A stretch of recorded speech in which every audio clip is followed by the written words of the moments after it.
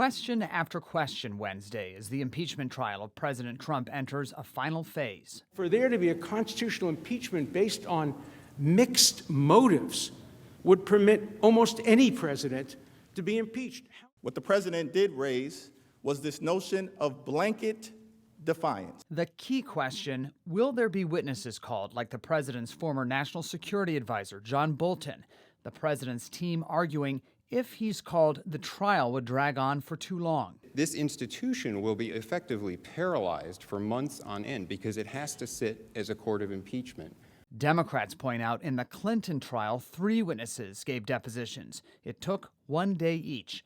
They point to the Constitution that says the Senate shall have the sole power to try all impeachments. Don't wait for the book. Don't wait till March 17th when it is in black and white to find out the answer to your question. Turn him away to look the other way, I think is deeply at odds with being an impartial juror. The deputy counsel to President Trump may have unintentionally added fuel to the fire.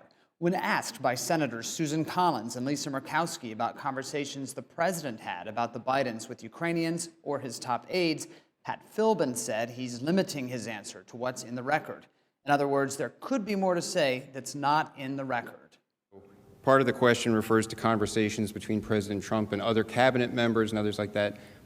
There's not something in the record on that. It wasn't thoroughly pursued in the record. The day began with a bit of a spectacle here in Congress. A former associate of the president's personal attorney, Rudolph Giuliani, was roaming these halls, telling senators they need to hear from him. We need to call witnesses. The truth needs to come out. I'm here. I'm one of the most important witnesses, I think, between me and John Bolton. Lev Parnas wanted to watch the trial from inside the Senate chamber, but he's wearing an electronic ankle monitor in connection with federal charges in New York.